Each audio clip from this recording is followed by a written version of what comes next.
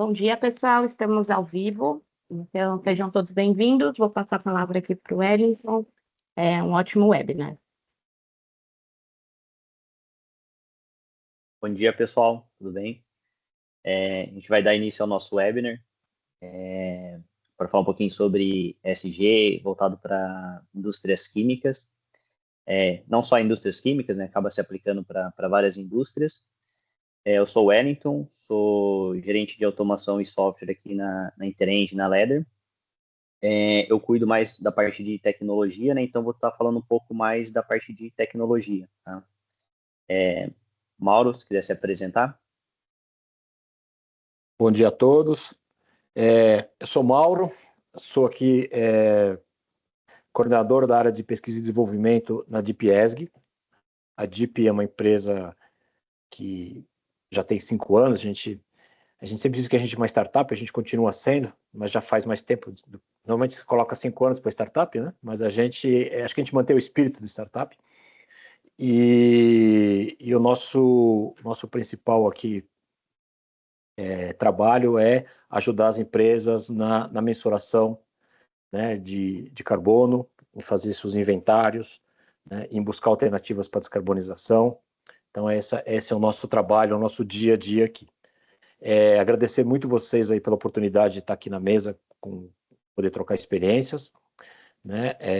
Carolina da Biquim, que a gente já vem conversando há bastante tempo. A Deep tem uma parceria com a Biquim muito frutífera. E os novos colegas aqui que a gente está conhecendo hoje, para que a gente tenha aqui uma manhã aqui com muitos insights e coisas importantes aí para essa crise que a gente vive, né? Essa crise climática, que eu acho que todo mundo tem todo mundo tem essa vontade, esse dever de contribuir, mas a gente precisa ter conhecimento e estratégia para fazer isso. Obrigado, Wellington.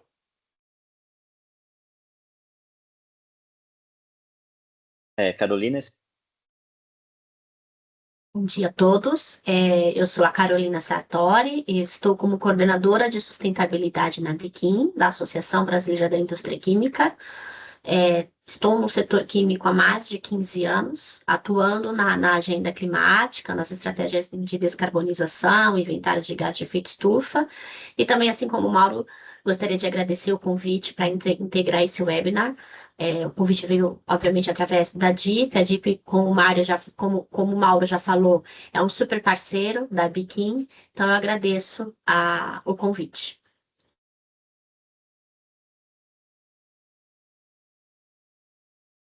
Obrigado, Carolina.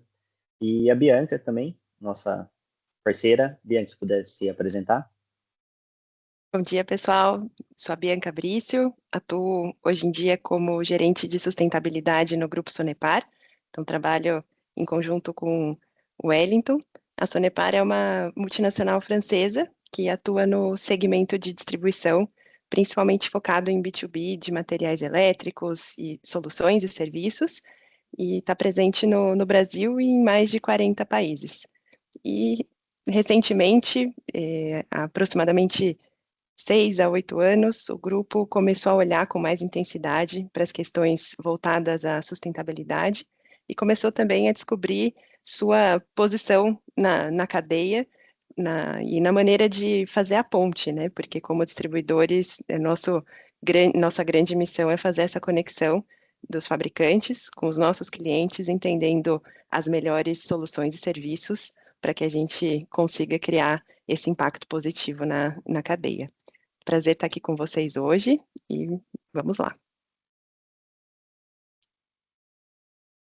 Perfeito. Eu vou passar a palavra agora para o Mauro, né? Ele vai ser o nosso mediador aqui do webinar, né? Ele vai conduzir algumas perguntas para mim, para a Bianca e para a Carolina, né? Para fazer essa interação. Mauro, fica à vontade com a condução do webinar para nós. Obrigado, Wellington. Obrigado, Bianca e Carol. Bom, como eu trouxe aqui no início, né? A gente acho que tem um ponto que nos une aqui nessa mesa, nessa sala, que é essa preocupação, né, com as mudanças climáticas e tanto a nossa preocupação como indivíduos, né, como pessoas, mas também como uma preocupação que agora passa a fazer parte também do nosso trabalho, né, do nosso dia a dia em empresas, em organizações. Eu acho que tem uma questão que passa aí agora, passa além do nosso pessoal, que é o avanço, vamos dizer assim, das exigências regulatórias, né, o avanço da necessidade da gente sair apenas do discurso, né, das emissões, da descarbonização e passar para a prática, né? Então, isso é muito mais fácil falar do que fazer, né? A prática realmente ela é complexa, ela é custosa, ela é difícil, ela ainda é um campo com muitas dúvidas, né? Com muitas incertezas, né? Com um conhecimento que está em construção, e isso é algo que precisa ser desenvolvido em conjunto, né? E eu acho que a grande contribuição que a gente pode hoje pensar aqui, né, é olhar um pouco aí um recorte de todo esse universo, né, do ESG, das mudanças climáticas, olhar esse recorte e aproveitar aqui, obviamente, a presença da Biquim, né, da Sonepar, parceiros da DIP, do ED, olhar esse recorte da indústria, né? Quer dizer, como que a gente posiciona a indústria como um agente aí central, né, e estrutural na agenda, né, das mudanças climáticas e naquilo que pode pode ser feito, que já está sendo feito, quais são os desafios. Acho que o nosso bate-papo hoje aqui vai passar muito por essa linha aqui. Bom, na DIP a gente tem uma série de experiências aqui para compartilhar com vocês, mas eu como estou na posição confortável de mediador, eu vou deixar aqui que os meus colegas, né, se incumbam desse trabalho de trazer aqui as diferentes experiências. Acho que tanto a Biquim, quanto a Sanepar, quanto o Bitwed tem aí muita coisa para contar, para compartilhar com a gente, né? E eu vou aqui chamando um por vez aqui para fazer a introdução. Eu acho que a introdução dentro desse cercado que eu trouxe aqui para vocês, os desafios da indústria, o papel da indústria nesse processo. E vocês, por favor, comecem aqui a trazer os pontos aqui para o nosso bate-papo, e eu vou mediando aqui perguntas, eu vou tentando fazer com que a gente extraia o máximo aqui nessa conversa, tá bom? Eu vou passar, então, acho que primeiro para a Carol, né, da Biquim, aí depois rodamos Bianca, e você, Wellington, vai ser o último da fila, sinto muito. Tá certo? Aqui na sala, aqui, você vai ser o último. Então, Carol, por favor. Obrigada, Mauro. Eu vou compartilhar alguns slides para falar um pouquinho da Biquim e como ela está inserida e atuando na agenda climática, mas prometo que eu serei breve. Todos veem minha tela? Então, falando um pouquinho da entidade, a entidade ela foi fundada em 1964. Hoje nós contamos com 150 associadas dentro da associação, e o objetivo da Biquim é mobilizar o setor para mudar políticas, corrigir distorções de mercado e construir uma cadeia de valor química resiliente preparada para o futuro do Brasil, né? Então, a Biquim ela trabalha muito com esse papel de advocacy, tanto em políticas comerciais quanto políticas climáticas, e a gente também tem essa função, né, esse propósito de liderar as agendas de ESG, descarbonização e transição energética. Trouxe os dados passar aqui bem rapidamente, como a indústria química está posicionada hoje. no Brasil. Então, nós somos a sexta maior indústria química do mundo, né, na posição aí em 2023. Nós temos um faturamento líquido anual de aproximadamente 167 bilhões. Somos o terceiro maior PIB do Brasil, o quarto maior empregador direto. Temos aí um potencial de utilização de 82% de fontes renováveis quando a gente fala de energia. Então, as nossas associadas, ela tem esse alcance. Emitimos metade do CO2 equivalente quando a gente compara com outros países do mundo. Eu vou falar um pouquinho mais para frente. E somos o segundo maior em salário médio. Então, a química, a gente sempre fala que a química ela tem um fator multiplicador relevante não só na economia, mas na descarbonização.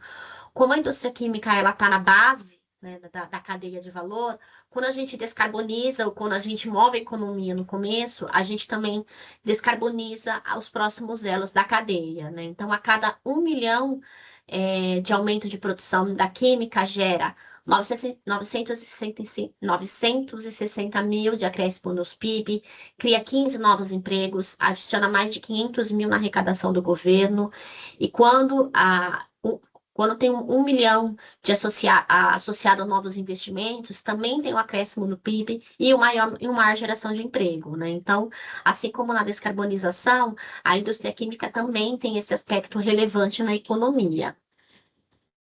Falando um pouquinho da pegada de carbono, que eu comentei no início da apresentação, a Biquim conduziu um estudo em 2022, no qual a nossa pegada de carbono ela é menor, de 5% a 35% menor que a Europa, e quando nós somos comparados com o restante do mundo, esse valor ele pode chegar até 50%. Né? Muito atrelado à nossa matriz energética limpa, mas também aos esforços que a indústria vem fazendo no processo de descarbonização. Então, os esforços, como eu falei, né? Então, desde 2005, a indústria química já reduziu 42% das suas emissões, já comentei, né, dos 82% de energia renovável, e a utilização da biomassa para a produção de materiais e produtos com menor pegada de carbono. E mais recentemente, o ano passado, a Biquim liderou um estudo inédito sobre as trajetórias para a neutralidade climática da indústria química brasileira. Foi um trabalho conduzido por uma consultoria que tem uma experiência internacional na indústria química, e o trabalho trouxe que a neutralidade da indústria química ela é possível até meados do século, trazendo com essas frentes estratégicas de transição. Então, o estudo trouxe a garantia de matérias-primas renováveis, o uso da biomassa e da reciclagem, reduzir a dependência de fósseis, né? Então, aí a gente fala de eletrificação de processos, uso do biometano. O Brasil também ele pode se tornar um líder em BECCS, né? O BECCS é uma captura de carbono, captura e uso de carbono através do uso da biomassa, e investir em tecnologias neutras, né? E aí a gente traz o hidrogênio de baixa emissão, a própria eletrificação de processos, o CCS, que é a captura do carbono de combustíveis fósseis. Então, quando a Biquim fez esse estudo finalizou no fim do ano passado, nós levamos esse estudo, apresentamos esse estudo, inclusive, na COP, trazendo essas fontes estratégicas de transição. E, obviamente, que essas fontes estratégicas, elas só são possíveis alinhadas às políticas públicas da neutralidade, à substituição dos fósseis, como eu comentei, e as parcerias estratégicas, né? Quando a gente estimula a colaboração entre cadeia de valor, governo e academia. Então, quando a gente reúne todos esses atores, a gente consegue fortalecer essas fontes de transição, de descarbonização para a indústria química brasileira. Fui bem breve, para não atrapalhar as demais Obrigado, Carol. apresentações, mas em grandes linhas, essa é a Biquim. Obrigada. Muito rico. Obrigado, Carol. Bianca, fala um pouquinho da Sanepar para a gente. Lógico. Bom, como eu comentei brevemente na minha apresentação, Sonepar é uma distribuidora de materiais elétricos e MRO em geral, atua por meio de mais de 5 empresas aqui no Brasil. Então, a gente olha hoje em dia para o nosso cliente industrial para atender todas as demandas que vão possibilitar a sua operação. Então, o segmento de MRO a gente define como tudo que é aquilo que a indústria precisa para operar, mas que não é a matéria-prima. Então, desde a automação industrial, os projetos, os EPIs, as ferramentas, então tudo isso pode ser encontrado no Grupo Sonepar. E como uma empresa familiar europeia, que está muito atenta às tendências globais, lá pelo final de 2019, começo de 2020, e até se conectando muito com a nossa proposta aqui de discussão hoje, né, o grupo começou a perceber uma pressão dos seus clientes, também da família acionista, para incorporar a temática ESG no seu dia a dia. Então, muito do que já era feito dentro da empresa, muito do que a gente trabalhava com os nossos clientes já tinha esse foco da transição energética, principalmente por a gente estar nesse mundo do material elétrico, mas desde então a gente vem buscando desmistificar alguns pontos, tanto internamente quanto para levar para a nossa rede. E eu acho que é muito interessante a gente perceber a nossa posição na cadeia de fornecimento, porque ao mesmo tempo que a gente tem inúmeros fabricantes, inúmeros parceiros comerciais com ótimas iniciativas, a gente precisa, enquanto distribuidor, ser uma empresa capacitada para falar sobre isso e para entender a demanda do cliente que ela se conecta com o ESG. E quando eu falo do ESG, não, como a gente brinca em alguns momentos, não só o abraçar árvores, né, mas trazer perspectivas de redução de custo, trazer perspectivas de melhoria de eficiência, de redução de desperdício, porque o carbono ele não se faz do nada, né? O carbono ele vem por algum consumo de combustível, por alguma ineficiência de processo. Então, o Grupo Sanepar tem buscado atuar nesses pilares e também entender sua posição quando a gente fala de circularidade, como é que a gente trabalha com o retorno de produtos, com o reaproveitamento. Então, são diversas frentes que, quando o ESG entrou para valer no grupo, a gente começou a perceber que conseguiria se conectar com os nossos fornecedores e também com os nossos clientes. Muito bom, Bianca. Obrigado. Wellington, fala um pouquinho da Ed e depois eu vou provocar vocês com umas perguntas aqui. Beleza. Aqui eu fico na Interenge, né, e na Leder, né, que é as duas empresas que representam a Ed aqui no Brasil, né, Leder e Interenge. E nós somos distribuidores de soluções de automação industrial, elétrica e datacom também, né. Então, nosso foco é fornecer para os clientes soluções de tecnologia, né, que vão desde robótica colaborativa, soluções de processo, de automação em si industrial, né, partida de drives, motores e acionamento. Né.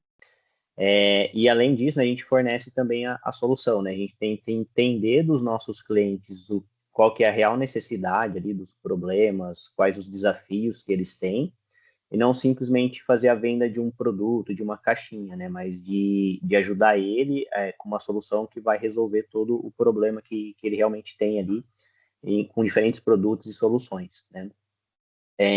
E nós, né, a gente vem falando de não exatamente do ESG em si, né, a gente não falava, né, a gente falava mais da eficiência energética, eficiência operacional, né, que é um discurso mais voltado ali para automação, para o chão de fábrica, né, que era o nosso público, né. E aí, desde o ano passado, né, a gente fez a parceria com a DIP, que a gente começou a ajustar o nosso discurso, né, entender um pouco mais o que é o ESG, para divulgar isso daí para os nossos clientes, atrelado com as soluções tecnológicas que a gente distribui para os nossos clientes, né? Então, a gente acaba sendo um parceiro ali do cliente para ajudar ele nessa jornada também de descarbonização. Legal. Muito obrigado, Wellington. Bom, ouvindo vocês falarem aqui, e começando aqui a dar uma apimentada aqui na nossa conversa, eu queria que vocês me contassem um pouco, agora trazendo aqui para o mundo real, né? Trazendo aqui para o chão, onde que a coisa pega, né? Então, quando a gente fala em ESG, eu comecei aqui falando aqui, né, de uma coisa mais geral, do ponto de vista mais individual, que todos nós temos essa preocupação, isso é natural, mas eu queria partir um pouco da experiência de vocês, e aí a Carol traz um pouco a experiência setorial, ela que lida diretamente com as pressões regulatórias, com ela que já vai antevendo aí a onda que está vindo aí no futuro, que vai quebrar na nossa cabeça, como que isso, né, o que está acontecendo, do lado, vamos dizer assim, mais do ambiente, né, regulatório, legal, institucional, e vocês dois, Bianca e Ed, trazer para a gente um pouco de como que quem está lá na linha de frente, dentro das empresas, está lidando com isso, como que isso está chegando, como que isso chega para vocês, né? E como que as pessoas estão se virando, né? Nesse processo. Qual que é aí vamos dizer assim, a experiência típica das empresas que estão acionando aí a ajuda de vocês para dar um passo adiante na agenda ESG? Então, Carol nos conta aqui um pouco das nuvens aí que se aproximam e vocês nos falem do guarda-chuvas, por favor. Ok, Mauro. Bom, eu acredito que quando a gente fala das questões regulatórias que estão vindo e que já estão, né, ela traz um impulsionamento para que as empresas avancem nas suas agendas de descarbonização. Então, na adoção de novas tecnologias, que seja na adoção de novas tecnologias, na medição e monitoramento dos seus gases de efeito estufa para atender alguma legislação, até eventuais mudanças de processo. E aí, quando a gente fala desse arcabouço, de legislação, de mudanças climáticas, de agenda climática, a gente também traz, as legislações também trazem o que a Biquim também defende junto com esse papel de advocacy, são as linhas de financiamento, né? Porque não adianta você ter uma legislação que fale que você tem que diminuir as suas emissões, mas que não te dê esse subsídio de financiamento climático para que você consiga adotar novas tecnologias. Então, a gente tem aí o Plano Clima, que foi divulgado o ano passado, durante a COP, né, no começo desse ano, o Plano Clima, que traz essas metas de como o Brasil vai alcançar a neutralidade climática através que se comprometeu na NDC brasileira, no Acordo de Paris. A gente tem a Estratégia Nacional de Descarbonização Industrial, a ENDE, que ficou em consulta, que foi divulgada na COP e entrou em consulta pública. A ENDE, ela traz essas estratégias e os meios de financiamento para você atingir a sua neutralidade climática. E mais recentemente também saiu o Plano de Desenvolvimento da Bioeconomia, a PNDBio, também, que traz metas, inclusive uma meta específica para o setor químico, de aumentar a sua capacidade em insumos renováveis. Então, a gente tem algumas normas, algumas legislações que já estão em vigor, e agora a gente está acompanhando como efetivamente isso vai funcionar na prática, mas também a gente tem outro arcabouço importantíssimo, que é o mercado de carbono, né, que é o SBCE, o Sistema Brasileiro de Comércio de Emissões. Então, a Secretaria Extraordinária, ela foi criada no fim do ano passado, instituída, na verdade, ela finalizou agora, em meados do mês passado, em meados de março, e agora como que esse mercado de carbono, esse mercado regulado de carbono vai vir para o Brasil. E aí a gente enxerga uma importante atuação setorial, né, não só do químico, mas dos outros setores também, né, energointensivos, de como nós vamos ter um mercado regulado de carbono transparente, com as especificidades do Brasil, acho que é o mais importante, né? Lembrando que eu falei na minha apresentação que a gente tem a matriz energética limpa. Então, como que a gente traz esses atributos já de sustentabilidade do Brasil, não só do escopo 2, mas também do escopo 1, para o mercado de carbono, né? Então, eu acho que a gente tem uma oportunidade enorme quando a gente fala do SBCE. E aí, quando a gente fala do SBCE, especificamente do MRV. Como você vai fazer o monitoramento das suas emissões, a sua gestão, como vai criar um plano de monitoramento, como essas informações vão ser confiáveis para você submeter ao mercado regulado e para poder entrar no mercado regulado. Então, eu enxergo muitas possibilidades, muitos desafios, mas eu entendo que a agenda climática está bem consistente para que a gente alcance a neutralidade climática. Agora, antes de passar a palavra, na prática hoje ainda a gente não tem ainda uma vamos dizer assim, uma clareza, de prejuízos e benefícios para quem emite mais ou emite menos, né? Ainda é possível ser free rider, né? Você pode emitir bastante e não acontece nada comigo ainda, né? Ainda. Mas a sua leitura é que isso aí dura até quando? Quando que essa chave vai mudar e que tipo de prejuízo quem continua emitindo vai ter? A implementação do mercado de carbono, ela está faseada, né? Então, a Secretaria Extraordinária, ela divulgou como vai ser essas fases, o que vai ser regulado primeiro. Então, primeiro a gente está falando, primeiro eles estão definindo quais são os setores que vão ser regulados, a gente também entende que vai ser faseado, vão ser alguns setores numa primeira onda, depois os demais setores em algumas outras ondas. Então, tem esse faseamento. Então, primeiro, quais são os setores que vão ser regulados? Segundo, qual é o MRV? Como que vai ser essa mensuração, esse monitoramento e esse relato dessas emissões? Então, e depois a gente fala de plano de alocação, isso que você falou. Então, quem emite muito, como vai ser esse plano de alocação, como vai ser porque o cap, a gente vai ter um cap, mas esse cap, com certeza, ao longo dos anos, ele vai reduzindo para você atingir a neutralidade climática.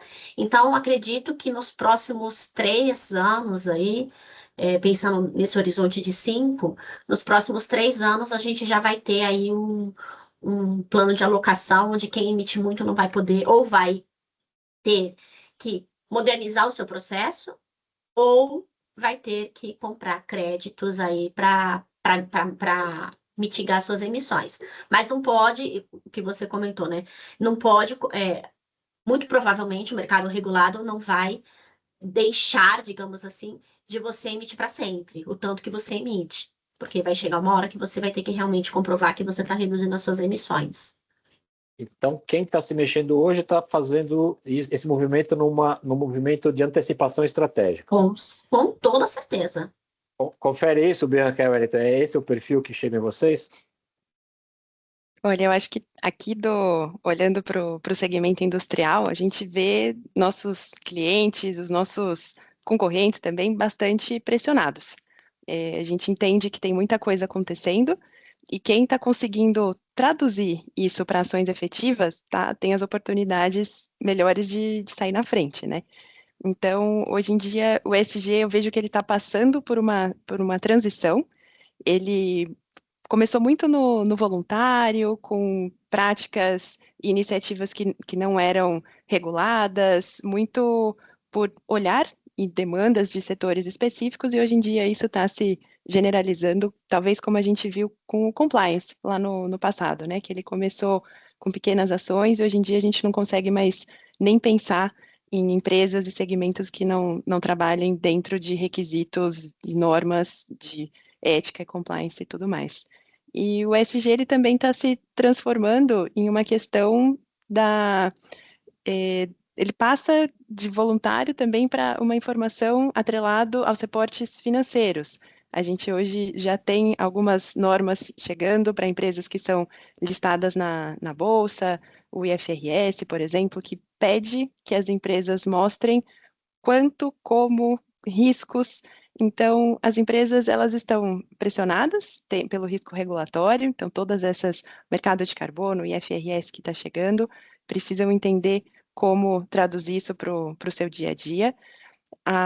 essa tradução, ela também vai ser muito importante no acesso aos mercados. Então, não só quando a gente olha as grandes indústrias que já têm programas estabelecidos, que já começaram voluntariamente a olhar para isso, mas hoje em dia também a cadeia de fornecimento dessas indústrias, ela precisa de uma comprovação que está trabalhando com os critérios ESG. Então, a grande indústria, ela mede o seu escopo 1, 2, e está olhando também para o escopo 3, que são justamente fornecedores que vão conseguir contribuir com inúmeras informações e vão ser cada vez mais demandados. Aqui, da perspectiva da distribuição, a gente tem olhado já para muitos processos de concorrência, para muitos clientes que já não aceitam receber um orçamento se a gente não preencher um questionário, se a gente não fizer a nossa avaliação por uma plataforma de sustentabilidade.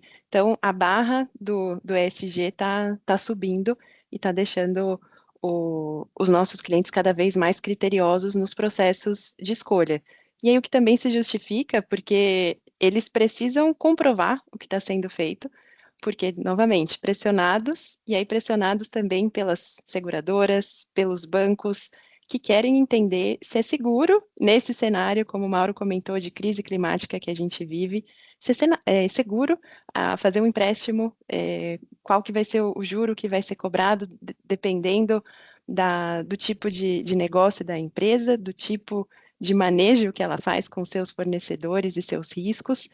Então, a indústria, ela tem colocado não só a pressão em si, mas também em toda a sua cadeia de fornecimento, optando por fornecedores que estejam alinhados com a estratégia, que possam fornecer dados, que tenham já ações, que estejam preparados também para falar essa mesma linguagem do ESG no seu dia a dia.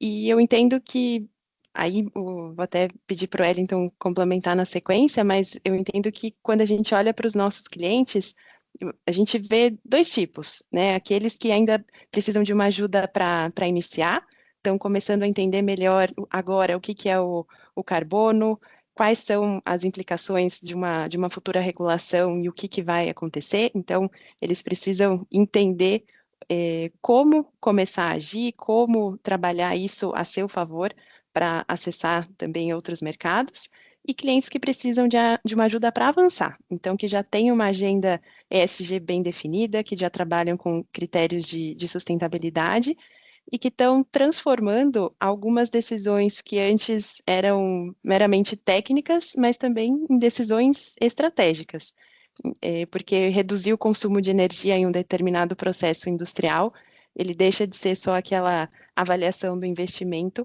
mas passa também a ser uma maneira de reduzir o carbono que vai ser emitido e que lá no futuro pode ter, né? A gente ainda não sabe exatamente como vão ser os critérios, mas que pode ter um imposto, pode ter uma taxação. Então, são novas maneiras de olhar para as decisões técnicas e como elas também passam a ser estratégicas. E aí, Wellington, se você quiser trazer sua percepção. A gente está vivendo justamente essa transição, né, de um momento que essa agenda ela era opcional e voluntária, né, e vai se tornando cada vez mais obrigatória. Ela ainda não nos gera grandes consequências, mas, como disse Carol, e como você está trazendo também, né, Bianca, tá no horizonte, né? Então, acho que a pressão já está colocada, né? Exatamente. Isso já está sendo sentido nas empresas. Wellington, você tem sentido isso também? Essa mesma linha? Opa, com certeza. A gente até faz uma associação aqui, né, com relação à regulamentação no ambiente industrial com a antiga norma NR12, que era voltada ali para a segurança de máquina e de pessoas, né? E quando ela veio também, as empresas demoraram para se posicionar, fazer as análises, né? Então, tem um tempo ali de aprendizagem, né, e de adoção, de se adequação das normas, né? Eu enxergo hoje da mesma forma, né, a regulamentação do mercado de carbono, e eu vejo, até concordando com o que a Bianca comentou, que a gente tem dois tipos de clientes, né? Então, a gente tem clientes hoje que eles possuem uma pessoa ali específica, que é responsável por ESG, né, e essa pessoa tem as metas dela, as obrigações ali de cumprimento para se adequar. Geralmente essas condições, né, essas cobranças vêm geralmente de globais, né, então, ou do global, ou para atender uma norma externa também, né, empresas que têm investidores fora do Brasil, então elas acabam tendo essas obrigações. E a gente vê um outro grupo que o pessoal eles recebe as demandas, né? Fala, ó, vocês precisam reportar a pegada de carbono, tal informação. Só que eles não têm uma pessoa dedicada ali específica. Então eles acabam criando grupos ali dentro da empresa, né? Um comitê. Então pegando pessoas de diferentes áreas, né? De automação, de qualidade, de RH, TI, e montam um comitê ali para cuidar das informações das métricas de ESG.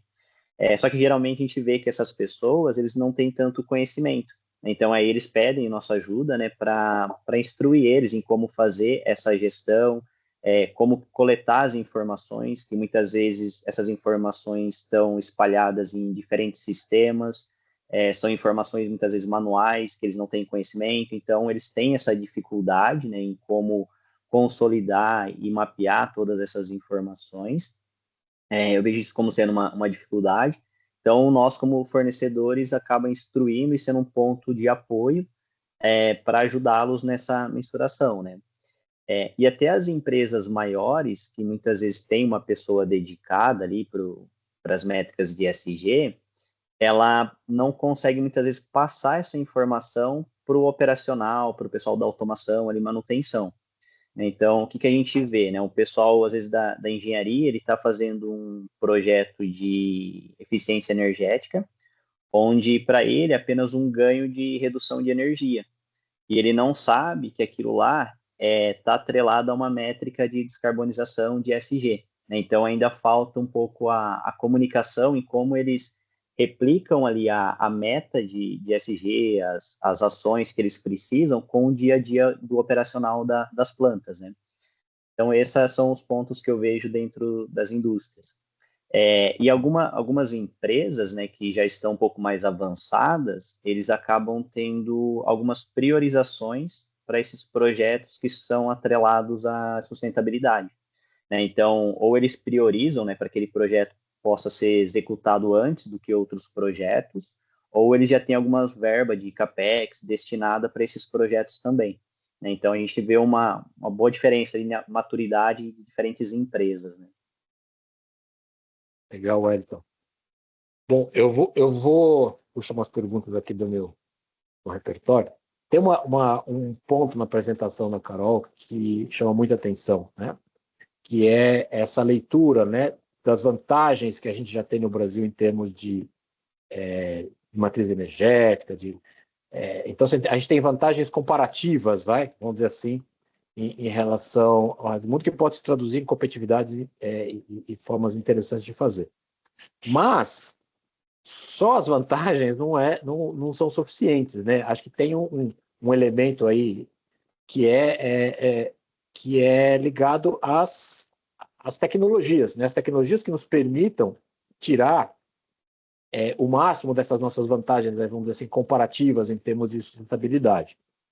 Então, eu acho que tem aqui, a gente está falando de um processo de transição, né, que envolve necessariamente mudanças tecnológicas, né?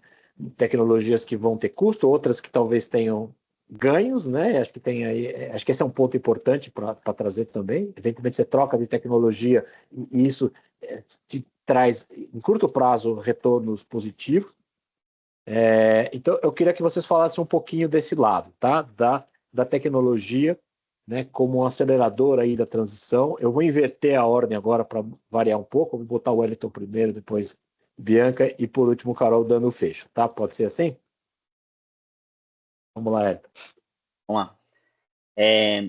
Nós vem há algum tempo já, a gente comenta muito sobre indústria 4.0, transformação digital, que seria o uso ali de tecnologias, né, de soluções tecnológicas, para as empresas conseguirem melhorar a performance, redução de desperdícios e serem mais competitivas no mercado, né?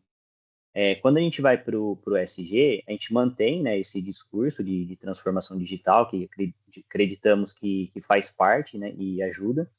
E a gente tem também a digitalização industrial, né, que também é um dos caminhos para a jornada ESG. Né, e nem eu comentei na pergunta anterior, né, que as empresas têm muita dificuldade para contextualizar, juntar as informações de diferentes sistemas, né? E com a digitalização, a gente consegue ter algumas informações ali em tempo real. Então, a gente vai conseguir conectar dados de energia, dados de produção, de processo, ver como que está funcionando os ativos, a empresa ali em tempo real, né? Então, a gente faz isso utilizando ali toda a parte de automação industrial, de novas tecnologias, e a gente precisa também de uma infraestrutura, né? Então, a gente vê um crescente aumento aí, né, por data centers, por várias soluções, né? E na indústria, né, no ambiente industrial, a gente tem alguns data centers ou edge computing, né, que a gente chama, né, que acaba ajudando na conectividade dessas informações, desses dados, né? Então, a gente precisa que a automação e a conectividade ela seja ali robusta e consiga disponibilizar todas as informações e ter toda a integridade dos dados, né? E quando a gente usa, né, a tecnologia, né, para fazer uma modernização, uma conectividade, para consolidar todas essas informações, a gente consegue ter alguns ganhos. Então, a gente vai conseguir ganhar ali na parte de otimização de processo, onde a gente consegue reduzir perdas de matéria-prima, de produtos, evitar retrabalho, melhorar o consumo energético, ou evitar, né, desperdícios de energia que acaba impactando diretamente nas emissões, né? A gente consegue ter uma gestão ativa de energia, né? Então, ter visibilidade contínua ali do quanto está sendo consumido nas indústrias, por departamento, por áreas, para identificar alguns picos de energia, o desvio, que a gente vê que tem algo saindo fora do padrão, e já tomar alguma ação, né, onde que a gente deve fazer essas correções.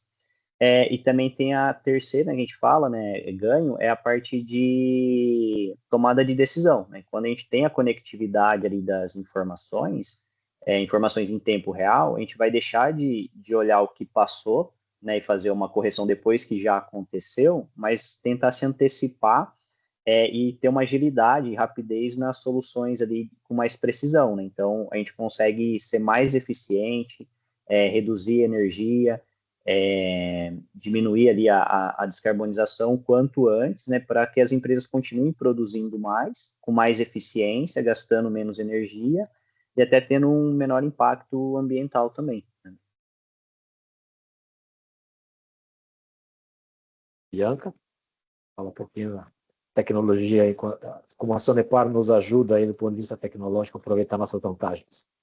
A gente vê a eletrificação como, hoje em dia, dada não como a única, né, mas como uma grande alternativa para redução das emissões de carbono por consumo de combustíveis, né, pelas necessidades de energia de diversas fontes. Então, quando a gente olha para a eletrificação, a gente vê a Sonepar aí no centro desse ecossistema e a gente tem algumas possibilidades, né, de atuação para conseguir apoiar nossos clientes e também os nossos fornecedores para completar essa cadeia.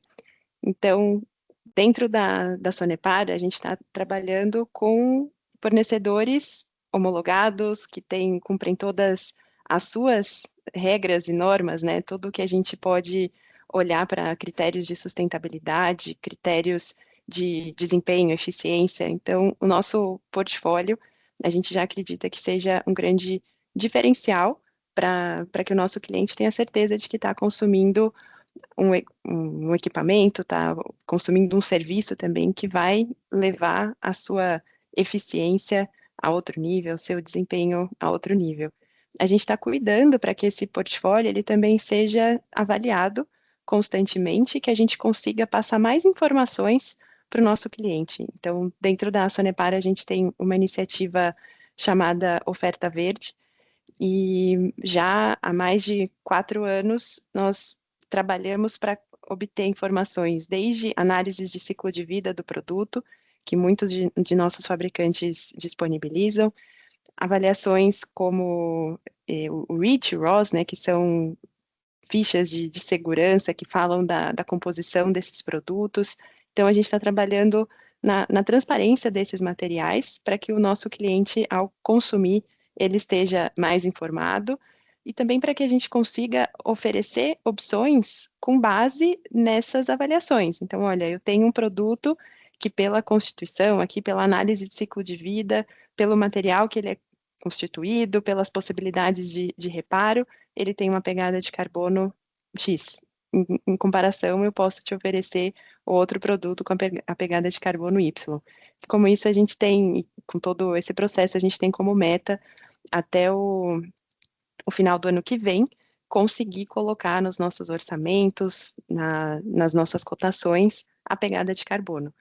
E isso é um trabalho longo, que envolve todo o engajamento de diversos segmentos de fornecimento, diversos segmentos de produtos, e eu vejo como um ponto positivo também, que é a nossa maneira de engajar a nossa cadeia, porque muitos dos fabricantes ainda não tinham olhado para os produtos com essa perspectiva, então a gente vê uma conscientização crescente na nossa cadeia de fornecimento.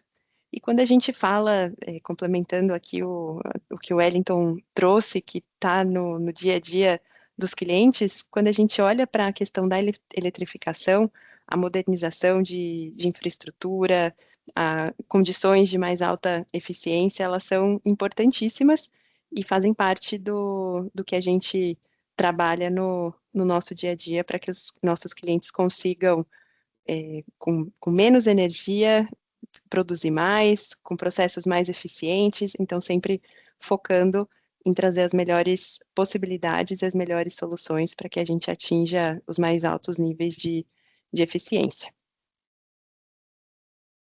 Bem, obrigado, Bianca.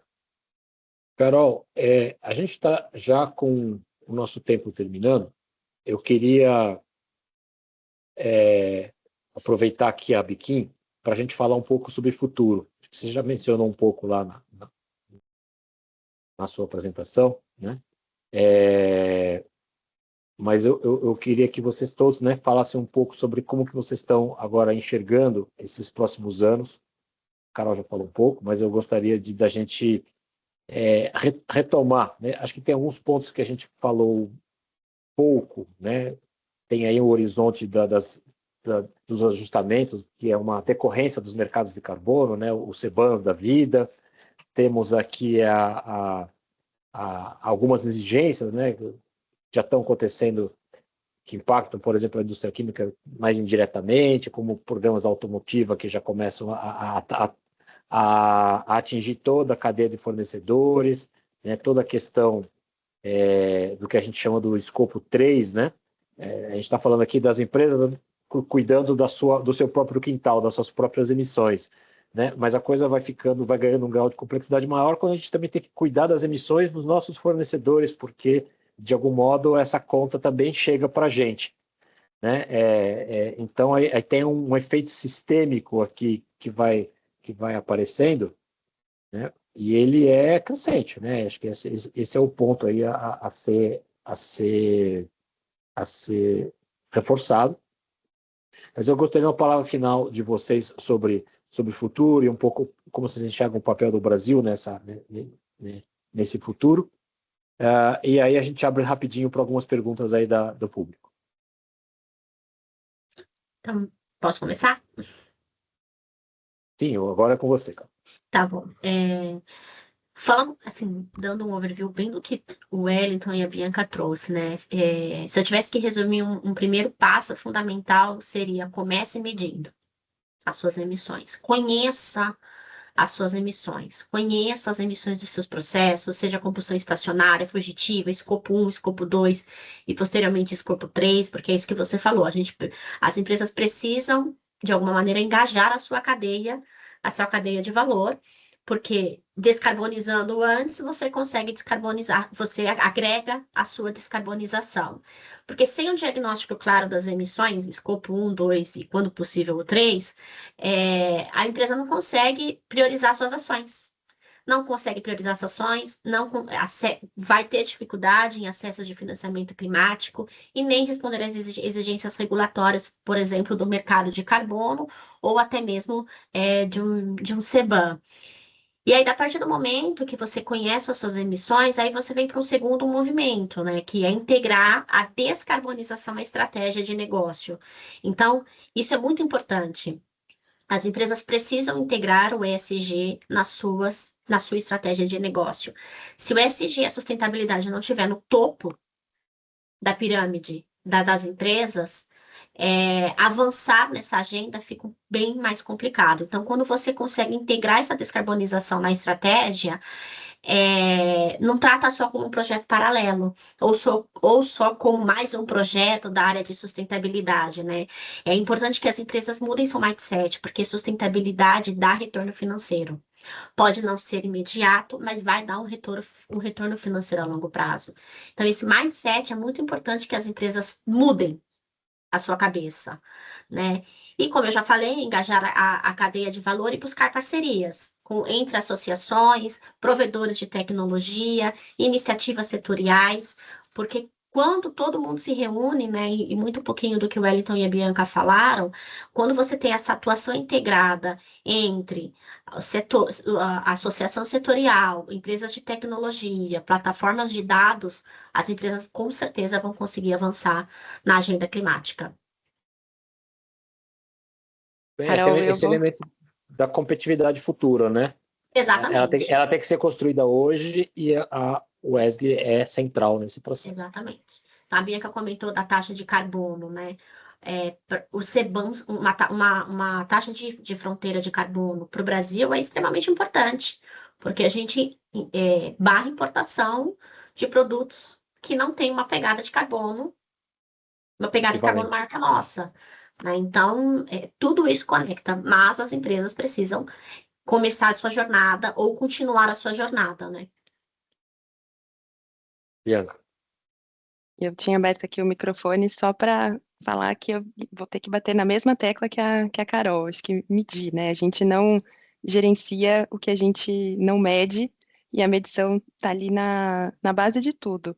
Até para a gente entender, porque hoje em dia, como a gente tem visto o ESG saindo, né, o que a gente falou lá no começo, dessa questão voluntária, ele acaba se transformando em mais uma ferramenta para avaliação dos riscos.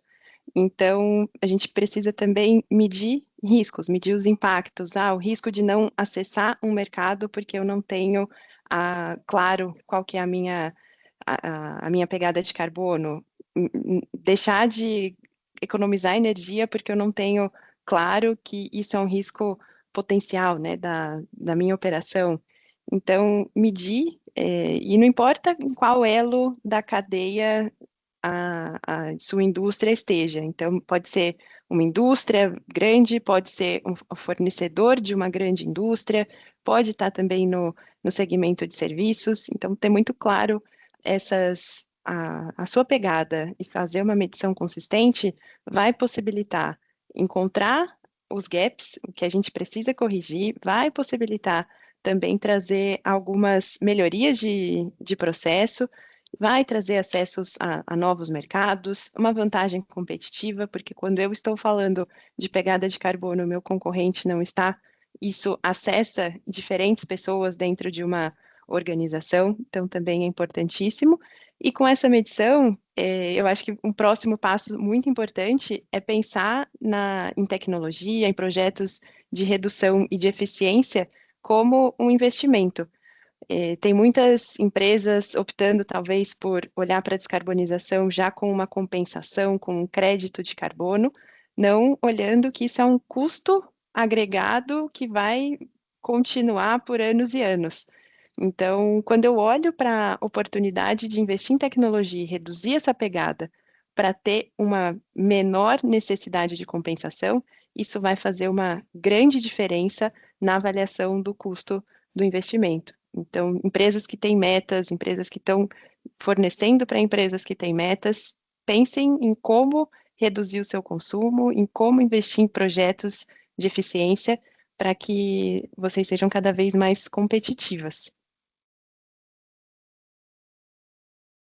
Tudo bem. Wellington, tem alguma consideração? Estou de acordo com as duas, né? Então, falando muito bem a parte de, pensando no Brasil, nas oportunidades, pegando nós como distribuidores, fornecedores, né, a Biquim, eu enxergo que é um trabalho em equipe, né, em conjunto, há várias mãos ali, né, para a Biquim instruindo os clientes, ajudando na parte de normatização, padronização, referências, né, fora até do Brasil, né, e nós, como distribuidores, ajudando o cliente na parte de tecnologia, na parte de consultoria, né, do que ele pode fazer ou não ali dentro da sua indústria, né.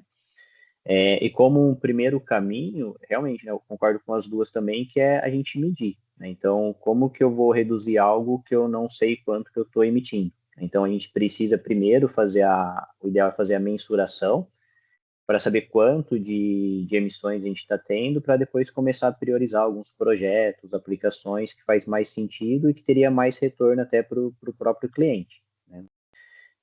E até o uso da tecnologia, né? Eu tinha até preparado aqui uns 2, 3 casos para comentar, de redução, né? E quando o cliente vai aplicar depois os projetos, a gente tem diferentes tipos de aplicações que a gente pode usar ali para redução de escopo 2, né? A gente tem casos de clientes de iluminação, que é um dos principais, né? Na indústria a gente vê muito ainda luminárias tradicionais, luminárias a vapor, que consomem mais, não é tão, são mais poluentes até, né? E a gente faz projetos ali de verificar a troca dessas luminárias por luminárias LED, né? Então a gente já consegue uma redução ali muitas vezes de mais de 50% de energia, né? E isso acaba agregando também na descarbonização.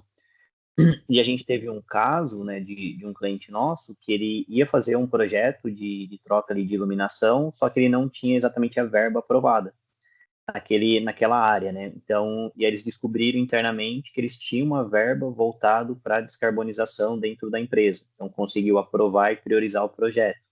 Então, vai de encontro até com o que a Carolina falou, né? Então, a descarbonização, ela não é um custo para a empresa. Vai ser um projeto que, além de reduzir a energia, a empresa vai também acabar descarbonizando, né?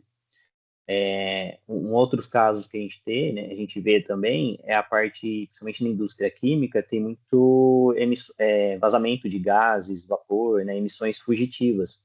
Então, a gente já ajudou clientes para fazer a medição desses vazamentos, para conseguir detectar com a planta operando, né, sem ter que parar a planta.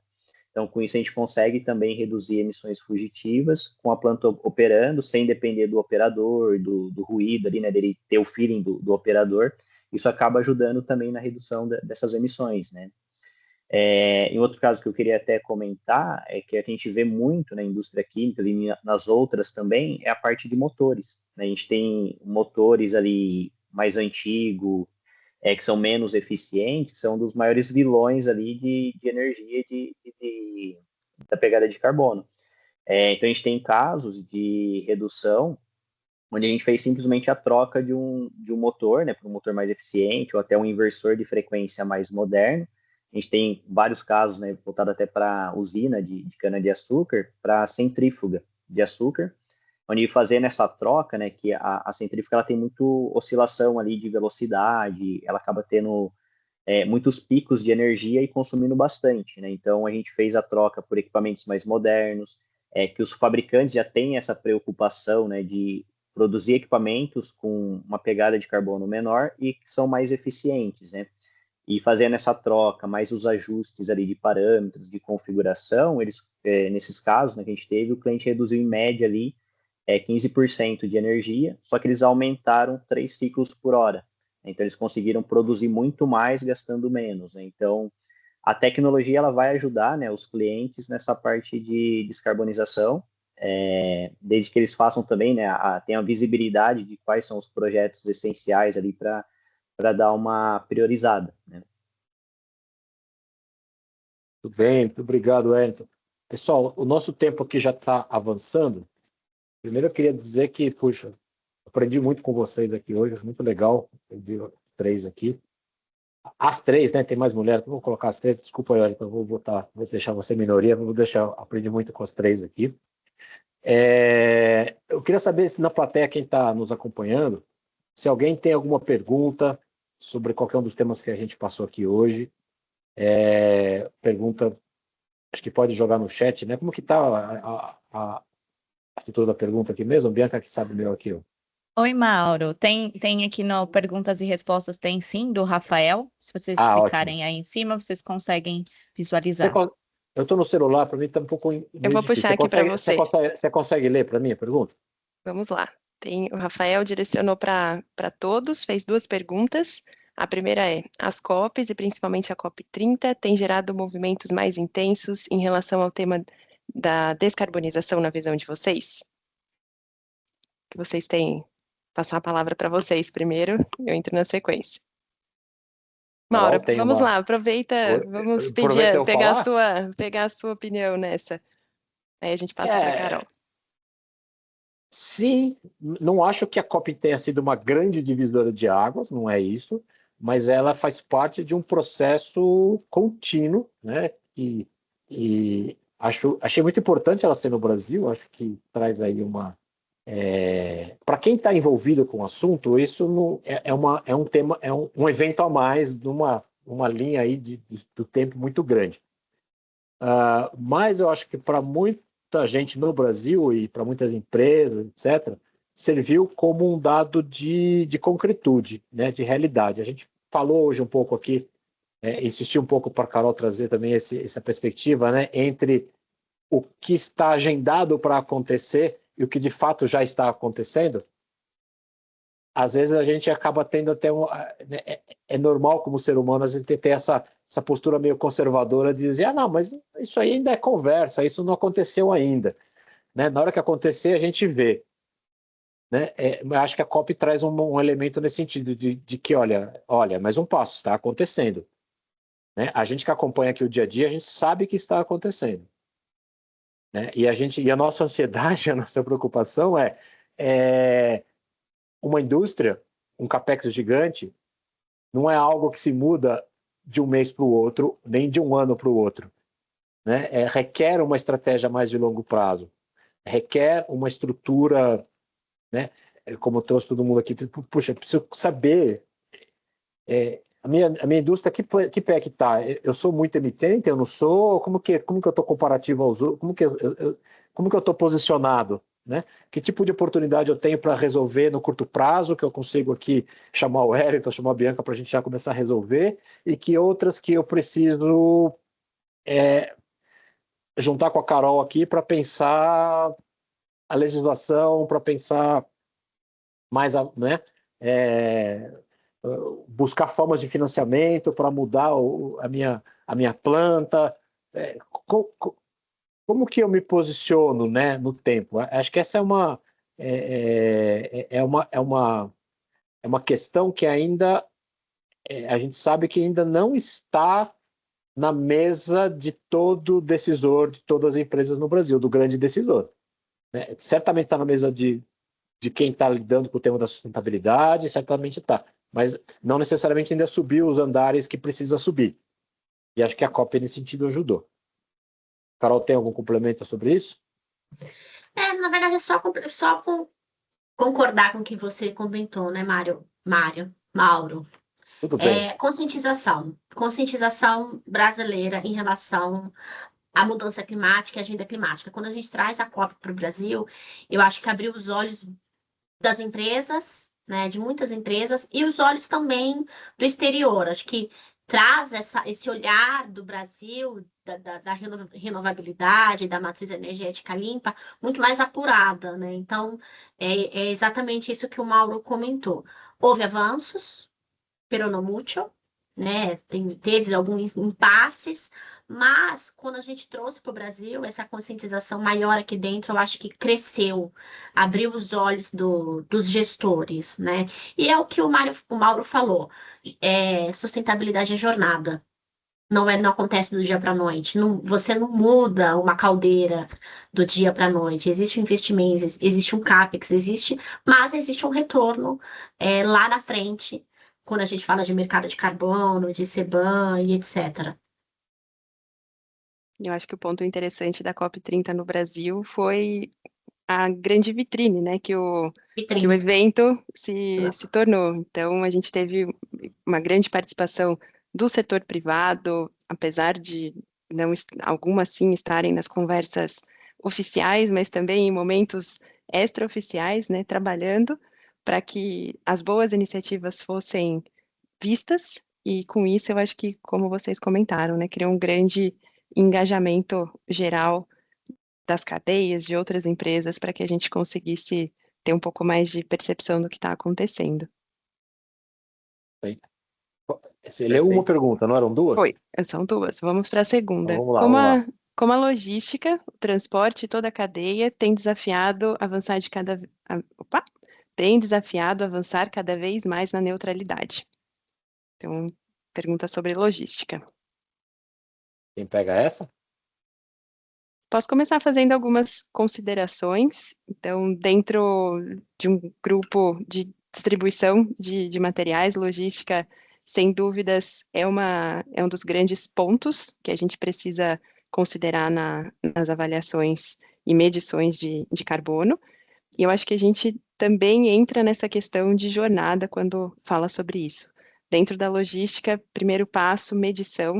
A gente já tem inúmeras maneiras de se fazer logística, né? E a gente também precisa adaptar as medições a isso. Então, já temos o primeiro desafio nas medições. Dentro do grupo, a gente conseguiu evoluir com algumas ferramentas, alguns entendimentos, e depois que a gente mede, a gente começa a encontrar as maneiras de descarbonizar. Então, o primeiro, talvez o que todo mundo logo pense, né? Ah, vamos mudar a frota, mas aqui no Grupo Sonepar a gente optou por trabalhar em soluções menos óbvias a princípio, como reformulação de rotas. Então, será que realmente um cliente que compra materiais dentro de um contrato, ele precisa receber todos os dias, sendo que esses materiais vão para uma reposição de estoque local? Então, a gente começou a mudar as conversas, né? A gente começou a aproximar por uma outra abordagem, levando os dados. Olha, se você receber o material 3 vezes na semana, você pode ter uma redução de X na sua pegada de escopo 3. Então, a gente tem algumas oportunidades quando a gente começa a medir, e na sequência, lógico, dentro do grupo, a gente também está olhando para modais com menor emissão. Então, alguns caminhões da frota já foram convertidos para caminhões a gás, requer investimento, requer planejamento, e isso a gente está colocando aqui nas nossas previsões futuras. Eletrificamos parte da frota, trouxemos também carros para fazer a última milha, preferencialmente elétricos. Então, é um conjunto de ações que a gente tem trabalhado quando a gente olha para os clientes. Também temos feito iniciativas com os nossos fornecedores para redução de entregas, agendamento, para que a gente tenha rotas de coleta de material. Então, não existe uma única solução, mas a partir de uma medição bem feita, a gente consegue trazer inúmeras perspectivas de melhoria. Bom, Bianca, eu ia comentar muito na sua linha, né? A gente aqui na DIP, que vive esse universo da mensuração, a gente vê muito claramente, né, o impacto que tem toda a questão da logística, e ao mesmo tempo vê muito claramente essas inúmeras oportunidades que existem, né? E eu estou totalmente de acordo com você. Eu acho que o olhar precisa ser sistêmico, e eu acho que a otimização da logística, né, essa preocupação em colocar inteligência, né, em digitalizar, em tornar a logística assim, muito mais eficiente do que ela é hoje, tem um impacto enorme na questão aí das possibilidades de descarbonização. Lógico que daí tem questões mais de fundo, estruturais, de política pública, de investimento público, em modais, isso eu sei que a Biquim está de olho também. Eu acho que tem aqui uma questão muito interessante de fundo, que você imagina, se você começa a sair de uma produção de base petróleo, uma produção base biomassa, muda totalmente a própria geografia das empresas, né? Hoje a química ela funciona muito em parques químicos que estão associados aos fornecimentos ali do petróleo, dos derivados que saem ali de uma planta petroquímica, etc. Quando você vai para uma outra lógica de química, uma química, por exemplo, baseada em natureza, em biomassa, isso muda a sua forma de se organizar. Você pode passar a se organizar em várias pequenas plantas, muito mais próximas aí dos seus consumidores finais, né? E aí o problema, né, da logística se reconfigura, né? E, puxa, vamos pensar esse futuro dessa nova indústria já incorporando a logística no processo. Então, acho que esse pensamento sistêmico ele é fundamental, né? Então, quando a gente fala que tem muita inovação ainda para acontecer nesse universo, é por causa disso, né? Então, tem muita coisa aí para ser pensada e é um tema dos mais fascinantes. Não sei se o Carol quer comentar alguma coisa, a gente parte para mais alguma pergunta? Não, Mário. Mário. Desculpa, gente. Eu tinha um chefe que chamava Mário. Mauro. Muito bem, Pessoal, Carol. não temos mais perguntas aqui. Não? Obrigada, Rafael, pelas perguntas. Alguém tem. Eu queria fazer um fecho no meu aqui no final da DIP. Mas antes disso, eu vou passar para vocês três uma última rodada aqui de últimas palavras. E vou pedir aqui depois aqui para o pessoal aqui da DIP se consegue me apoiar para mostrar o último slide nosso aqui. Queria agradecer a presença de todos e dedicar um tempo a essa conversa tão importante, né, que são os caminhos para a descarbonização dentro da indústria. A gente fica aqui à disposição para conversas futuras e estamos todos unidos e pensando em conjunto para traçar os melhores caminhos para descarbonizar a indústria no Brasil. Eu também gostaria de agradecer a oportunidade de participar para falar um pouquinho sobre o setor químico, né, a nossa jornada aqui dentro da Biquim como associação e também sigo à disposição. Agradeço também a participação de todos. Espero que tenham gostado do que a gente compartilhou aqui com vocês. Espero que conseguimos conscientizar um pouquinho vocês também, né, sobre o ESG, tecnologias, inovação. A gente fica à disposição para ajudá-los na sua jornada de descarbonização também. Muito bom, pessoal. Evelyn, você consegue colocar um slide último aqui de fechamento da DIP? Sim, vai compartilhar. Ótimo. Bom, agradecer a todos em nome da DIP, né? Eu falei no início, todos aqui são nossos parceiros, né? O nosso objetivo aqui na DIP é ajudar, especialmente nessa primeira etapa importantíssima da mensuração, né? E a gente faz isso de um jeito que automatiza o processo, torna isso muito mais fácil, né? Para quem está na ponta, quem precisa ter isso como rotina, porque no fundo, gente, a mensuração é algo que vai virar rotina. Podem escrever aí, vai virar uma rotina, é algo que vocês vão ter que conviver, as empresas vão conviver de forma rotineira, porque a informação sobre emissões de carbono é a matéria-prima fundamental para todas as outras decisões que vêm na sequência. Mas a gente queria convidar vocês para dar em continuidade, né, o que a gente começou a discutir hoje aqui, no próximo dia 24, a gente vai ter mais uma edição de um evento que a DIP recorrentemente faz, né, que a gente chama de ESG 360, que é uma imersão, é um dia de mão na massa, sabe? É um dia de uma oficina em que a gente trabalha justamente essa simulação de como transformar a informação, né, em aplicação estratégica. Então, a gente vai passar aí por essa... A gente vai fazer uma microjornada aí simulada de partir de dados e olhar como a gente transforma, né, esse discurso e a vontade do ESG em em uma verdadeira estratégia aérea. Tá? Então, vocês, por favor, quem tiver interesse, é um evento gratuito, vocês se inscrevam no QR Code que está aqui na tela, para que a gente continue aqui em contato e aprofunde cada vez mais aqui o tema e ajude, na medida que a gente possa ajudar, né, a cada um de vocês a avançar no assunto, avançar nessa jornada em suas empresas. Tá? Sigo à disposição também, agradeço, novamente me desculpo aqui pela alguma precariedade tecnológica aqui que aconteceu hoje, mas eu acho que a gente teve aqui uma manhã das mais agradáveis e agradeço muito a presença de vocês todos e todas, e Carolina, Bianca e Wellington. Como eu já disse, aprendi muito com vocês e foi muito gostoso aqui compartilhar essa hora de bate-papo. Bem, então acho que é isso. Podemos acho que ficar por aqui. Mas alguém tem mais algum recado? Eu esqueci de alguma coisa muito importante ou não?